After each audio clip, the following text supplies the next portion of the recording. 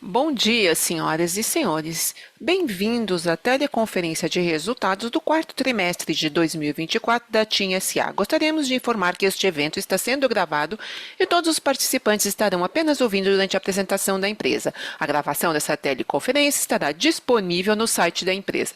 Após a conclusão dos comentários da TIM SA, haverá uma sessão de perguntas e respostas para os participantes, quando mais instruções serão fornecidas.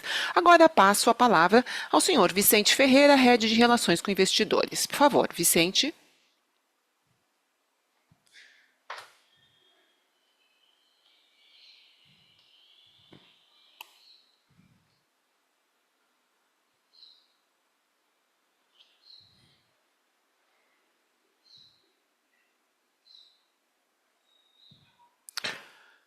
Olá e bem-vindos à teleconferência de resultados do quarto trimestre de 2024 da TIM SA. Sou Vicente Ferreira, Head de Relações com Investidores. Este vídeo destaca nosso desempenho recente e orientação atualizada de 3 anos. Depois teremos uma sessão de perguntas e respostas ao vivo com o CEO Alberto Griselli e a CFO Andrea Viegas. Por favor, note que a administração pode fazer a declarações futuras, assim como esta apresentação também pode conter declarações futuras. Consulte o aviso de isenção de responsabilidade na tela em nosso website de Relações com Investidores. Agora, vamos passar aos nossos resultados. Olá a todos, meu nome é Alberto Griselli, CEO da TIM Brasil. Tenho o prazer de apresentar a vocês um conjunto robusto de resultados em um ano dinâmico, quando superamos desafios e aproveitamos nossos pontos fortes para atingir nossas metas. 2024 foi marcado por uma forte geração de caixa, graças a sólidos resultados financeiros e operacionais. Encerramos o ano com crescimento de 6,4% da receita de serviços, na faixa superior de nosso guidance. Nessa velocidade, superamos a inflação, apesar de um segundo semestre com um ambiente macro mais difícil e base de comparação desfavorável. No quarto trimestre, as receitas de serviços cresceram 1,5%. Nossas receitas foram impulsionadas pelos serviços móveis, que cresceram 6,6% em relação a 2023. No segmento móvel, destaco o excelente desempenho do pós-pago, subindo cerca de 9% ano a ano, como consequência de uma base de clientes em expansão com migrações e um baixo churn de 0,7%. Nosso EBITDA encerrou 2024 aumentando 8% em relação a 2023 e com mais um ano de expansão de margem. Isso demonstra a consistência e a capacidade de operar com eficiência. Nosso proxy para o fluxo de caixa operacional cresceu 23% ano a ano. Como percentual do faturamento, atingimos mais de 20% em 2024.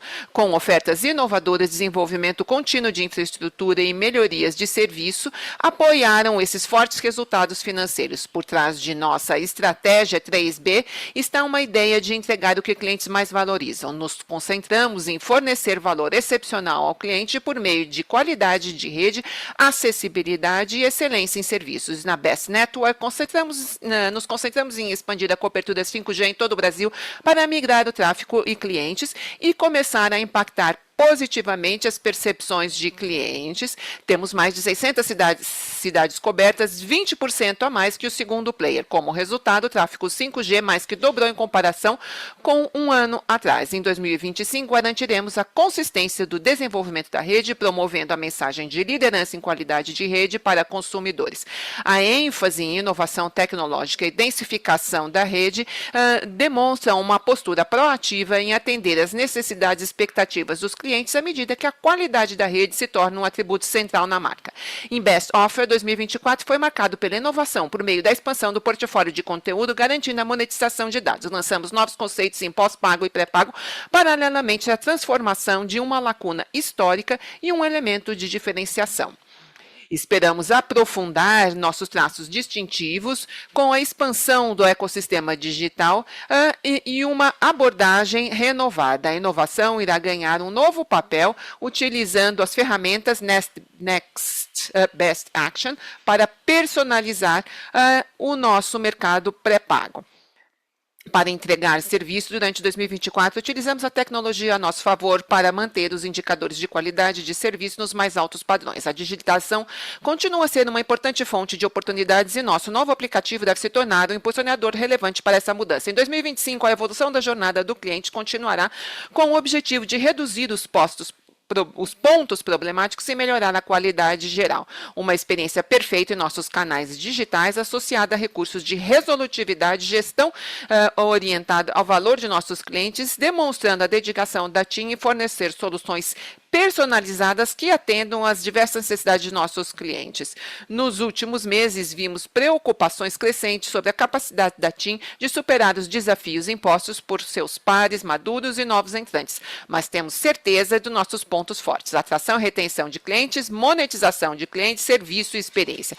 A TIM superou seus pares, aumentando a base de pós-pagos em 7,3% ano a ano, reforçando a ideia de que adições líquidas devem ser entendidas em relação ao tamanho da base de clientes e não apenas em termos do número absoluto.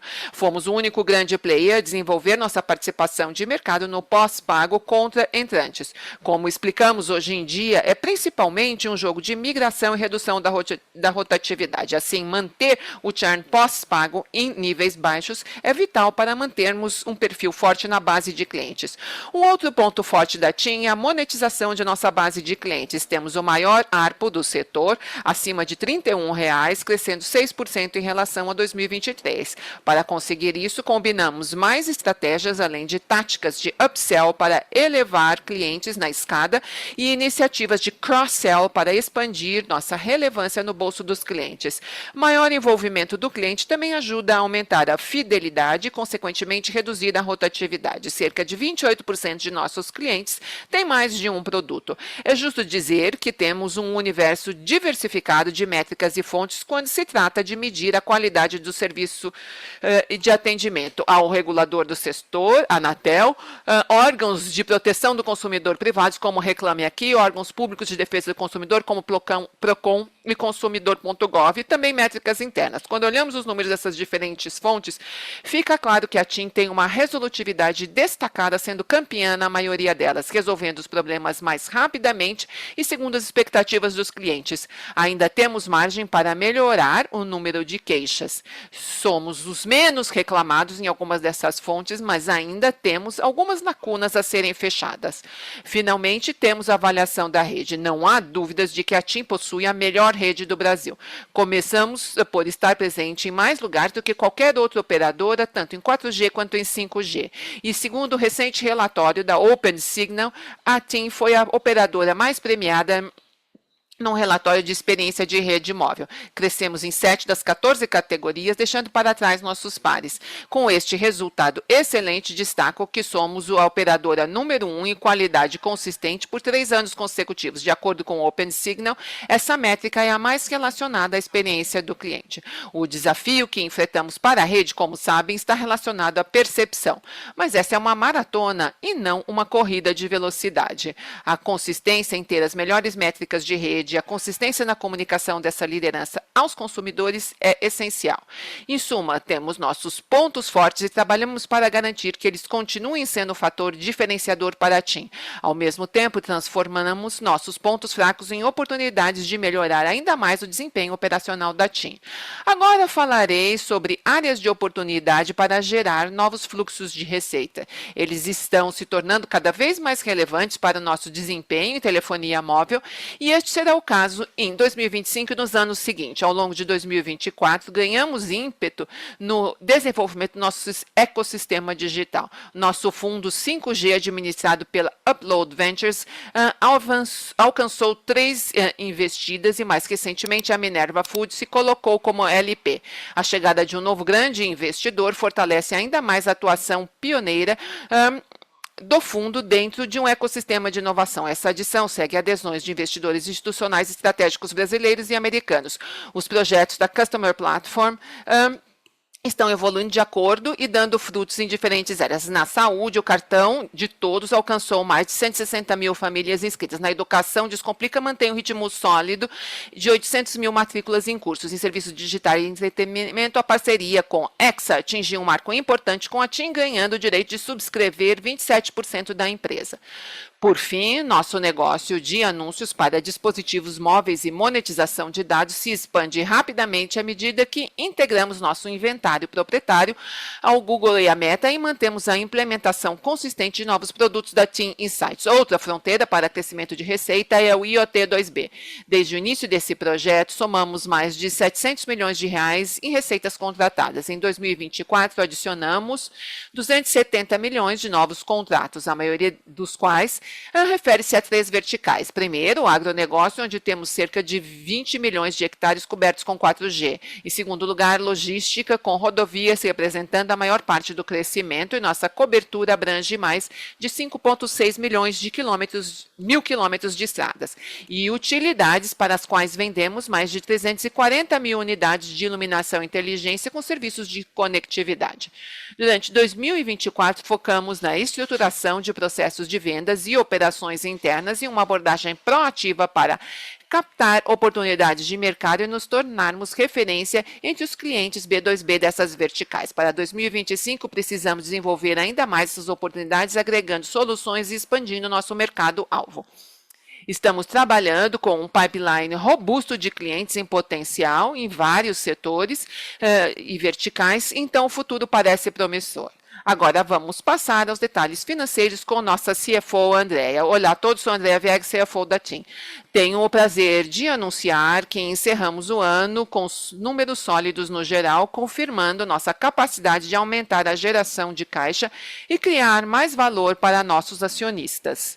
Mais uma vez, entregamos um EBITDA que cresceu mais que a inflação, com um aumento de 6,2% ano a ano no quarto trimestre. Isso contribuiu para um ano forte, com um aumento de 8% ano a ano e uma margem de 49,6%. Depois de contabilizar os impactos de lease, o EBITDA após lease cresceu em 2 dígitos em 2024, com a margem expandindo 1,7 pontos percentuais. Isso foi consequência de nossos esforços para concluir o projeto da torre desativada mais rápido do que o esperado e renegociar nossos contratos. Vale ressaltar que a maioria das multas foi paga, restando apenas uma pequena parte para 2025. Nosso lucro líquido cresceu 2 dígitos pelo 7º trimestre consecutivo, consolidando um ano que entregou o maior lucro líquido orgânico em nossa história, atingindo mais de 3 bilhões de reais. A remuneração de nossos acionistas atingiu um novo patamar, atingindo 3,5 bilhões de reais, com rentabilidade de 10%. Nosso desempenho operacional consistente, combinado com a alocação disciplinada de capital, resultou em investimentos sobre receitas de 17,9%. Isso impulsionou um forte crescimento em nosso caixa operacional, que cresceu quase 23% ano a ano, com uma margem se expandindo para 20,5% em 2024. Nosso balanço continua forte, apoiando a remuneração a acionistas e projetos futuros. Os resultados de 2024 reafirmam nossa capacidade e compromisso de cumprir nossas promessas, mesmo diante dos desafios. Agora, devolvo a palavra ao Alberto. Antes de concluirmos nossa discussão dos resultados, vale recapitular alguns acontecimentos em ESG em 2024, confirmando o compromisso da TIM e destacando as parcerias e projetos que geram impacto social positivo. Com a parceria com Gerando Falcões, transformamos o Favela Marte em uma comunidade 5G totalmente conectada, ilustrando a dedicação da TIM em reduzir a exclusão digital. Como sempre, as estratégias ESG estão incorporadas à ampla estratégia da empresa, por isso estamos testando uma solução FWA e aprendendo com os clientes e a rede se comportam em condições reais. Continuamos a ter um desempenho excepcional em vários índices e certificações. Ao integrar responsabilidade social em sua estratégia central, a TIM melhora a reputação de sua marca e contribui para a criação de valor de longo prazo. Para concluir esta sessão, vale destacar que atingimos todas as nossas metas. Ficamos na parte superior da faixa de guidance de receita, com desempenho excelente pós-pago. Check. O EBITDA cresceu acima das receitas com expansão da margem. Check. O CAPEX permaneceu estável no meio da sua faixa. Check. O fluxo de caixa operacional com desempenho robusto cresceu mais de 20%. Check. Por fim, mas não menos importante, a remuneração a acionistas é confirmada em 3,5 bilhões de reais após nossa proposta para a Assembleia de Acionistas aprovar 2 bilhões de desinventos. O último check.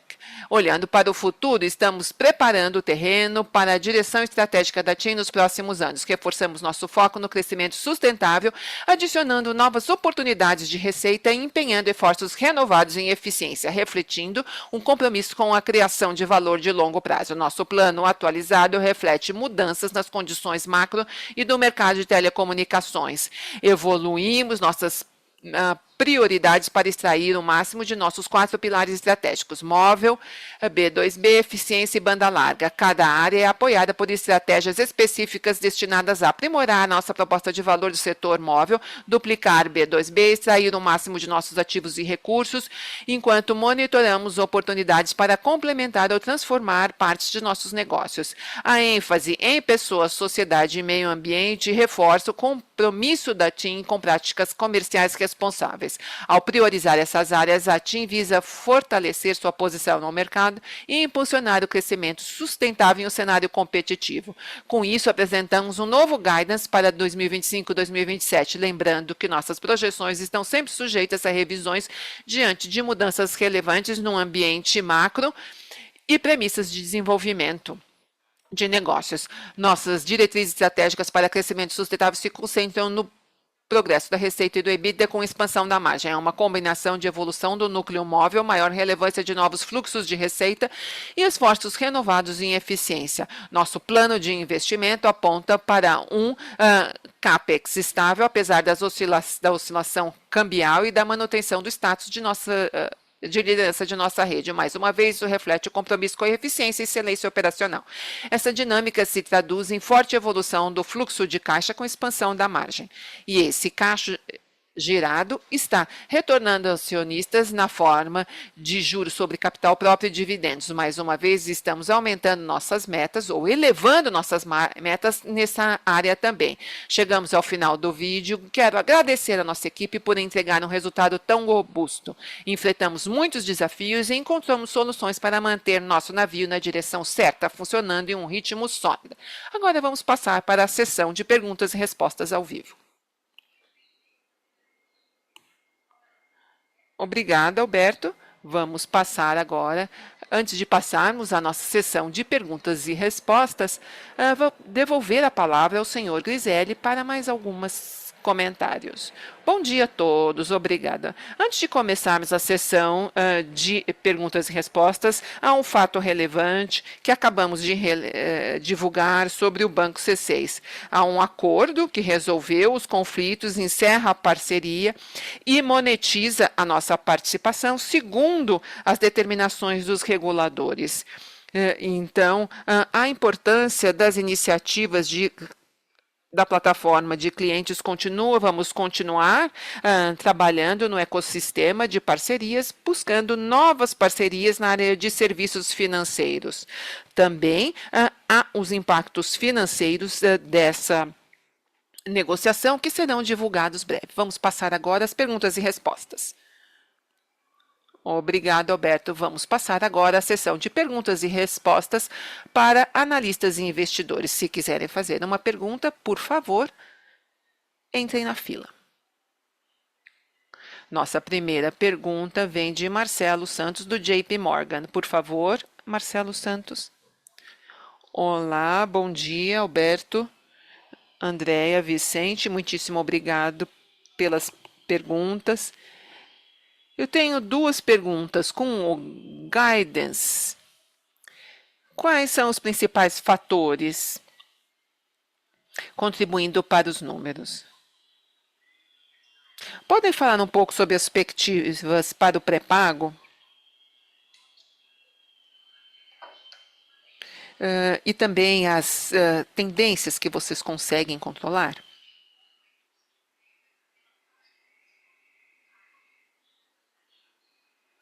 Quando olhamos o guidance, basicamente ele vem sendo elaborado e o nosso orçamento foi elaborado há alguns meses quando a inflação estava um pouco melhor. Então, há um certo alinhamento em termos de taxa de câmbio, mas desde a divulgação, hoje, na semana passada, a gente está trabalhando com o pressuposto de inflação mais em linha com as tendências que vemos atualmente. É claro que há muita volatilidade da inflação. Há poucas semanas estávamos abaixo de 5, agora estamos abaixo de 5. Então, como já operamos no Brasil há muito tempo, quando preparamos o orçamento, essa era a situação, mas nós vamos atualizando aos poucos o nosso guidance. Com relação ao pré-pago, o nosso desempenho baseia-se em alguns fatores. O primeiro é a migração de clientes do pré-pago para controle. E é claro que essa receita que vai de um lado para o outro, então, o benefício de fazer isso é que a receita aumenta em pós-pago e a nossa capacidade de monetizarmos o pós-pago e controle é melhor do que no pré-pago. Também há um outro fator que está relacionado que nós e os concorrentes estamos realizando a estratégia. Quando vemos o mercado de recarga como um todo, ele vem caindo ao longo do tempo. Ele está caindo junto com o mercado. É nesse contexto que operamos. No nosso caso, no quarto TRI, temos uma base comparativa mais difícil, porque o mesmo trimestre no ano anterior, nós tínhamos uma atualização em termos do valor em reais, então por isso é difícil comparar com o último TRI. Mas o quarto TRI deste ano tem uma base competitiva mais difícil para comparar com o último TRI do ano anterior, porque há uma revisão da base. E nós trabalhamos há algum tempo, e esse trabalho já vem ocorrendo com relação ao turnaround da nossa base pré-paga. Nós temos uma nova campanha de comunicação, como você deve se lembrar, que lançamos no ano passado, e nós temos uma oferta de comunicação e canal para a nossa própria base de clientes. Isso demora um tempo, mas nossa equipe comercial está totalmente focada nisso. Muito obrigada. Nossa próxima pergunta vem do Bernardo Gutmann, do XP. Bom dia a todos, muito obrigada por receberem minha pergunta. A primeira está relacionada ao CAPEX. O seu guidance parece estar bem justo e um pouco surpreendente que o CAPEX fica estável, levando a uma redução do CAPEX de vendas nos anos. Então, há mudanças estruturais no setor, mas seria interessante compreendermos mais sobre as principais alavancas de eficiência da empresa, considerando a taxa de câmbio maior. E o segundo tem a ver com a operação de fibra. Vocês mencionaram que estão abertos a várias opções. Eu compreendo que o mercado está mais difícil hoje, mais competitivo, mas a valorização também reflete essa dinâmica em até certo ponto. Neste contexto, qual é seu apetite no segmento? Vocês considerariam vender a operação atual também, ou isso está fora de cogitação? Ótimo, Bernardo. Eu vou responder a primeira sobre CAPEX. Quando a gente pensa no CAPEX, nós temos várias alavancas.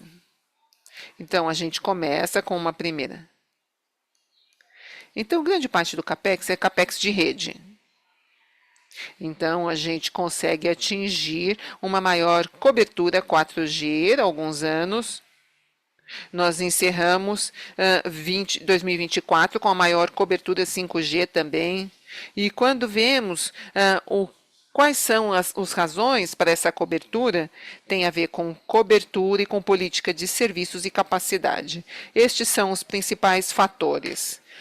Como nós abordamos a questão da implementação eficiente do CAPEX? Enquanto mantemos a liderança na qualidade do serviço da rede que nós oferecemos, em primeiro lugar. O primeiro está relacionado principalmente ao modo como negociamos com nossos principais fornecedores de serviços da rede 5G, quando o ano passado nós discutimos isso, que havia um edital bem competitivo e nós tivemos muito sucesso em reduzir custos. E é claro que, ao fazermos isso, nós tivemos algumas tarefas de execução, como, por exemplo, a troca da rede em São Paulo, passando de um fornecedor para outro. Mas, ao fazermos isso, nós otimizamos o TCO. Então, $1,25 vai entregar mais do que $1 entregava em 2024 por causa das economias de custo que nós obtivemos. Esse é o primeiro driver. O segundo está relacionado principalmente à precisão de nossos investimentos. Então, nós alocamos CAPEX e nós esperamos ter vantagens comerciais. E nós chamamos essa abordagem de AAA, então é CAPEX comercial e comunicação. Nós queremos aumentar a eficiência da nossa alocação de capital. Depois tem os seus comentários acerca do risco da taxa de câmbio. E vou passar agora para a Andréia explicar como funciona para nós. Oi, Bernardo. Nós temos uma exposição mínima à taxa de câmbio, considerando que a maioria dos nossos contratos tem uma banda para a taxa de câmbio. Como eu disse, nós temos pouquíssima exposição à flutuação da taxa de câmbio. Indo à sua segunda pergunta sobre fibra, alguns comentários antes de responder a sua resposta propriamente dita sobre as opções não orgânicas. Se olharmos para o mercado, como você mencionou corretamente, o mercado é super competitivo. Então, há várias empresas destacando isso todos os meses, há muita concorrência, principalmente com relação a preço. Então, não é muito atraente. Às vezes, a gente espera uma valorização e a gente quer abordar isso com um processo de consolidação mais disseminado. Para nós, é um pequeno negócio, abaixo de 4%, e ele é diluído. Então, do ponto de vista orgânico, nós queremos otimizar. E é claro que quando dizemos que estamos abertos em todas as opções, nós temos a opção de consolidarmos e, como disse, há várias opções de variedade, uma grande variedade de opções. E quando nós estamos abertos a todas. A gente só precisa encontrar o alvo certo, no momento certo, para nós avançarmos em alguma dessas opções. Muito obrigada, Alberto, por suas claras respostas. Andréa também, obrigada. A próxima pergunta vem de Leonardo Olmos, do UBS. Por favor, Leonardo, pode fazer sua pergunta. Olá a todos, bom dia, muitíssimo obrigado por aceitarem minha pergunta. A primeira pergunta tem a ver com a parceria C6. Eu sei que vocês não podem revelar o valor da parceria que vocês estão monetizando, a gente compreende isso, mas provavelmente estará abaixo do que há no balanço. Então, talvez haverá uma baixa, não caixa. Mas isso pode afetar os dividendos? Apesar de ser não caixa, numa base não recorrente, é isso que eu queria perguntar sobre dividendos. A segunda pergunta, pode falar sobre o LIS. Quanto dos LISs são ajustados pelo IGPM ou outro índice de inflação que seja utilizado para atualizar os LISs? Leonardo, oi. Bom, com relação à primeira, eu vou responder a primeira e depois eu vou dar a palavra para a Andrea responder sobre o LIS. Bom, na verdade, o fator de monetização está presente, tá? Então, a gente está falando 217 milhões em receitas brutas, acumuladas ao longo da parceria e os outros mais ou menos 400 milhões de reais. Esse é um impacto positivo sobre o nosso caixa. Eu acho que aqui a resposta é: a gente sempre diz que iremos gerar mais caixa ao longo do tempo. Então, o nosso fluxo de caixa se expande e isso será uma contribuição positiva. Quando falamos sobre expansão do fluxo de caixa, como vem o nosso guidance, estamos aumentando a remuneração a acionistas, concentrando em dividendos e juros sobre capital próprio.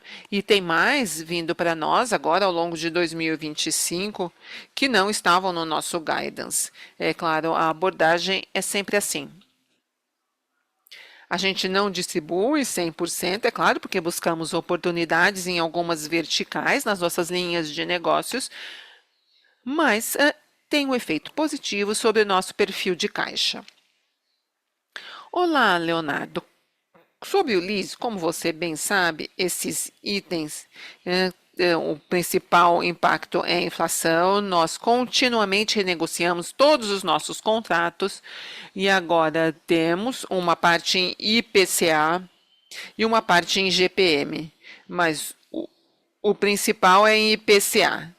Mas nós renegociamos continuamente, considerando que o final do programa de comissionamento da Oi, que veio da Oi, mas estamos aumentando a rede 5G, então ainda temos espaço para renegociação desses contratos.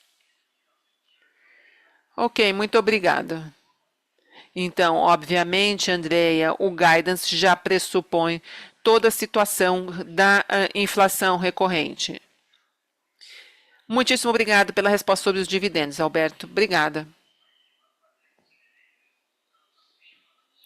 Nossa próxima pergunta vem de Vitor Tomita, do Goldman Sachs. Senhor Tomita, por favor. Bom dia a todos. Muitíssimo obrigado por receber minha pergunta. Temos duas perguntas. A primeira é sobre o guidance. Pode nos dar um pouco mais de detalhes para a expansão da margem, considerando que a sua lucratividade já está bem alta para o setor e considerando que a inflação exercerá pressões no futuro? A segunda pergunta é sobre o lado do balanço. Nós notamos que os recebíveis estão aumentando continuamente mais do que a receita, continuamente nos últimos tris, apesar de os recebíveis estarem aumentando mais ou menos em linha com a receita. Podem dar mais detalhes sobre os recebíveis? Olá, Vitor. Com relação ao guidance. Como no guidance anterior, nós confirmamos que aumentamos o EBITDA mais que a receita. Nós vamos fazer isso com a continuação da nossa produtividade. Nós tivemos ótimos resultados no último TRI, na margem gerada, e a expansão da margem irá continuar em 2025. Isso virá através do nosso foco contínuo, trabalhando nossa abordagem em base zero, Nós buscamos novas oportunidades na digitalização de nossos processos, também, como já mencionei, a renegociação de todos os contratos que são relacionados à infração e buscamos mais oportunidades em várias iniciativas.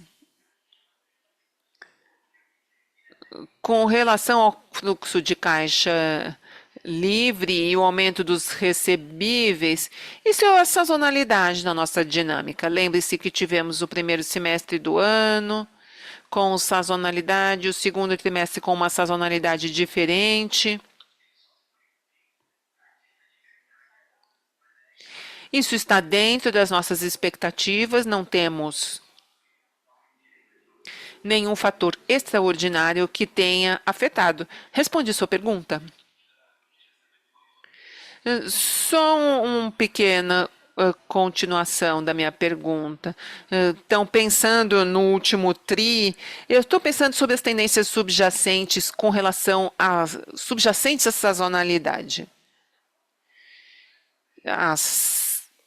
Você vê um aumento no terceiro TRI e no quarto TRI. Então, quer dizer, no segundo semestre. Nós também temos um aumento dos recebíveis de IoT e o B2B tem uma dinâmica diferente do setor ou do consumidor móvel.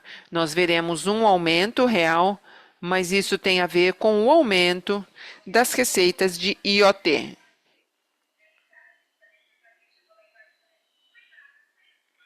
Nossa próxima pergunta vem de Fanny Kanumuri, do HSBC. Por favor.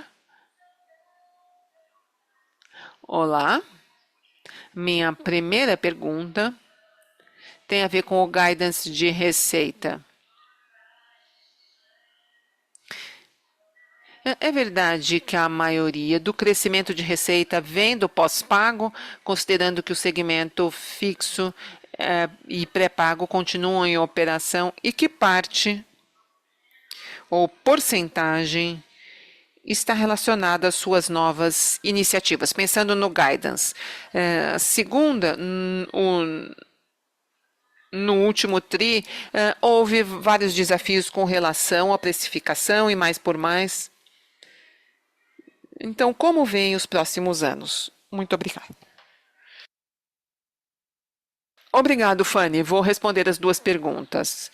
Com relação aos drivers para a receita no futuro, há vários drivers que estamos considerando.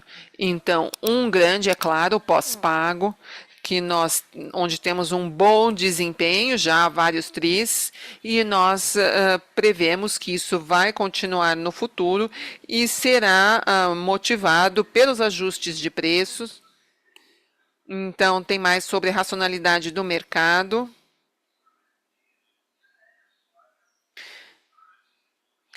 Então, nós temos a intramigração pós-pago também continua a elevar a receita. Então, sim, pós-pago é importante, um driver importante, contribuindo para o aumento da receita.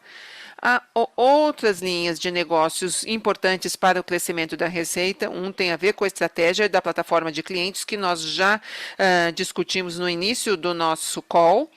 Então, nós vemos oportunidades de monetização na parceria que nós temos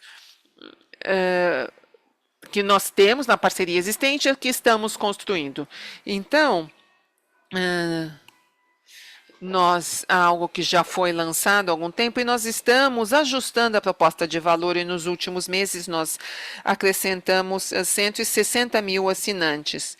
Então, esse é um bom número na nossa própria avaliação, que é evidência do trabalho que estamos fazendo. E nós continuaremos trabalhando em serviços financeiros, é uma outra área, temos energia, que é outra prioridade. Então, todas as plataformas de clientes podem contribuir para a receita de receita no futuro. Em segundo lugar, temos o B2B, as linhas de negócio em que estamos captando receita já há 2 anos. Então, a solução de IoT que nós construímos do zero, e isso vai crescer ainda mais no futuro nas verticais que nós identificamos, incluindo a expansão do portfólio e das capacidades que nós oferecemos a nossos clientes.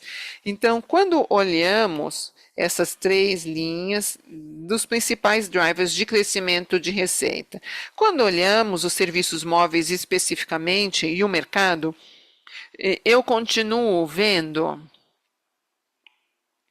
um contexto de mercado construtivo. Sim, é verdade que no ano passado foi um pouco mais errático no segundo tri. Então, um dos nossos principais concorrentes está repensando os preços e implementar, diminuíram, mas acabaram aumentando no final do ano.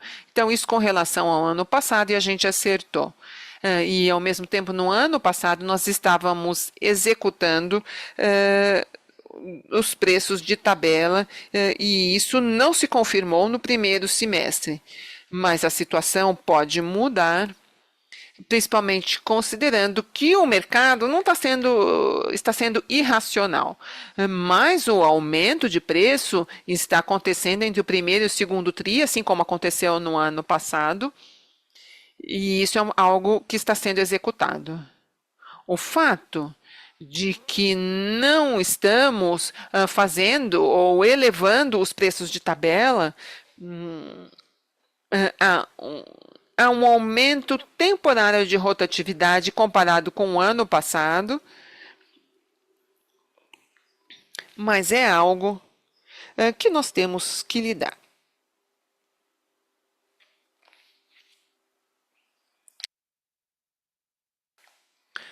Obrigada. Nossa próxima pergunta vem de César Devanço, do Santander. César, por favor, pode fazer sua pergunta. Bom dia, equipe. Em primeiro lugar, parabéns pelos números do quarto tri. Então, a primeira pergunta tem a ver com o crescimento da receita. Quanto do guidance vem de aumentos de preço?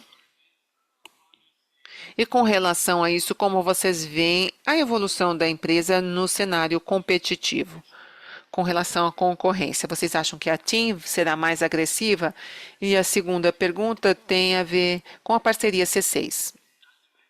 Como mencionaram, o final da parceria abre o caminho para que vocês voltem a operar no setor financeiro.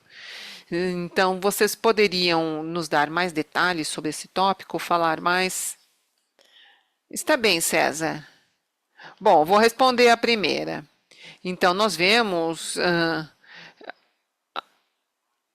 um comportamento mais errático no mercado, principalmente no segundo semestre de 2024. Não estamos planejando sermos mais agressivos. Nós queremos sermos mais inteligentes no modo como monetizamos a nossa base de clientes. Então, nós queremos ser mais agressivos do nosso lado. Agora, se olharmos os drivers para crescimento de receita em imóvel, principalmente em pós-pago, geralmente nós olhamos um padrão de equilíbrio de crescimento, com o crescimento da base e o crescimento do ARPO, da receita média por usuário. Então, se olharmos a análise da evolução da nossa receita, vocês notarão que nós evoluímos de modo bastante equilibrado entre impacto de volume e preço. Então, nós conseguimos crescer mais rápidos que nossos concorrentes em pós-pago. Então, ajuste de preço, claro, é importante porque é um elemento do fator P, mas há um crescimento em termos de um equilíbrio entre quantidade preços, ajustes de preços são importantes, assim como as migrações intraplano. Não dá para ver isso, porque isso é fechado, mas um número de pós-pagos puros está em aumento de controle para pós-pago.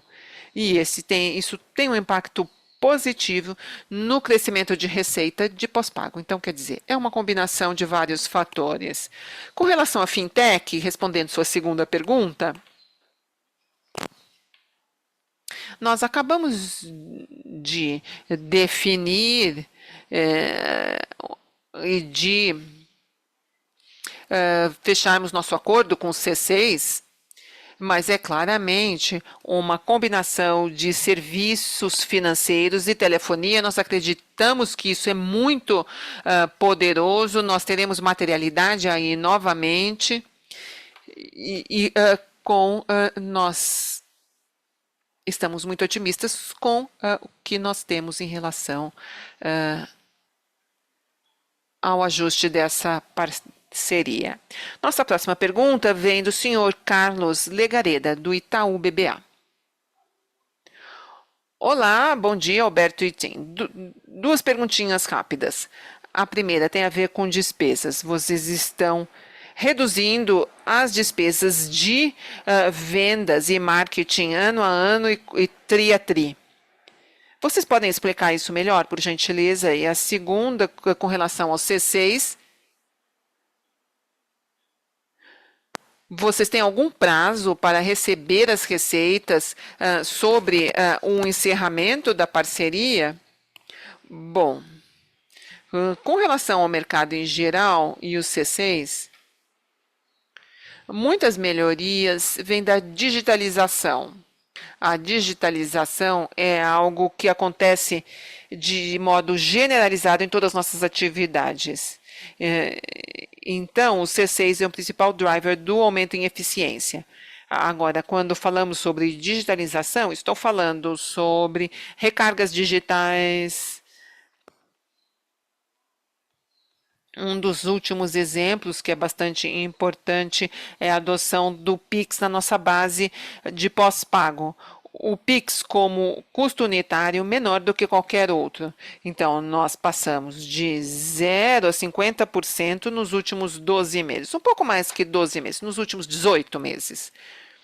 Então, se olharmos o call center e nossa capacidade de recebermos chamadas nos canais digitais estão ali. Esse é o principal driver para a otimização dos custos de marketing. Olhando para o futuro, nós temos uma oportunidade, por exemplo, consideramos a relação com clientes. Estamos lançando agora um novo aplicativo. Então, o novo aplicativo acabou de ser lançado no final do ano passado. Ainda não chega a 100% da nossa base de clientes e a funcionalidade que vamos colocar no novo aplicativo irá melhorar a relação com clientes através de queixas, por exemplo, e assim nós vamos reduzir ainda mais o nosso custo de atendimento ao cliente do lado humano. Então, tem várias iniciativas sendo implementadas para essa redução. Olá, Carlos. Como o Alberto mencionou no início do nosso call, a gente não pode dar muito detalhes. 520 milhões pré-impostos e todos os efeitos no balanço virão em tris, nos próximos tris. Muitíssimo obrigado por sua resposta.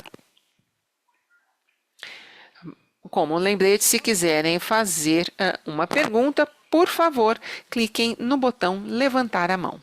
Por favor, aguardem enquanto coletamos as perguntas.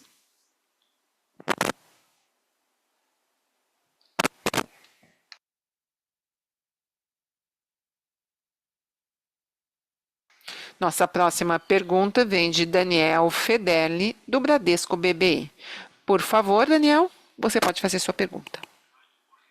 Olá, bom dia a todos. Muito obrigado por responder minha pergunta. A primeira, eu gostaria de saber se vocês estão esperando algum impacto nos últimos 30 dias, desde que começaram a receber clientes. Segunda pergunta, vocês veem um motivo estrutural para que a TIM cresça menos que seus pares em telefonia móvel no futuro e depois, considerando o impacto da inflação sobre o crescimento da receita no futuro, nós devemos esperar que quanto maior for a inflação, maior será o aumento de preço e maior o crescimento da receita, ou não é bem assim que vocês trabalham? Muito obrigada.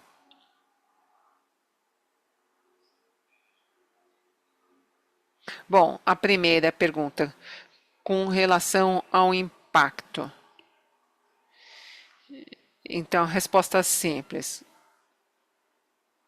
Com relação ao nosso crescimento em telefonia móvel, nós temos mais pré-pago do que a concorrência. Então, o mercado de recarga está encolhendo. Isso basicamente é uma coisa que, como nós temos mais receita pré-paga em relação aos outros na composição da receita geral, isso nos impacta mais do que a concorrência. E é por este motivo que nós estamos implementando várias iniciativas, o B2B, a plataforma que nós discutimos já hoje, nós conseguiremos manter um padrão sustentável de crescimento de receita no futuro. Com relação ao repasse da inflação para os clientes, nós fazemos isso em momentos específicos do ano e nós acreditamos que o impacto da inflação, a nossa base de clientes pós-pago, e no último ano, a porcentagem da inflação que nós estamos repassando, e é claro que há um limite em termos de quanto a demanda é impactada pelos aumentos de preço. E, por vezes, isso tem a ver com o cenário econômico geral.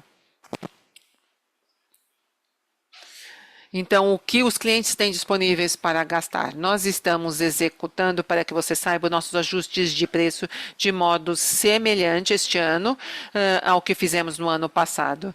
E depois, nós vemos as respostas dos clientes em termos de níveis de rotatividade e curva de coleta.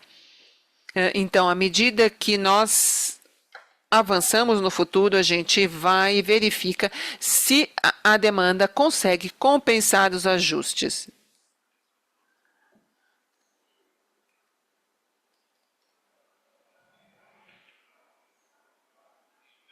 Daniel, respondi?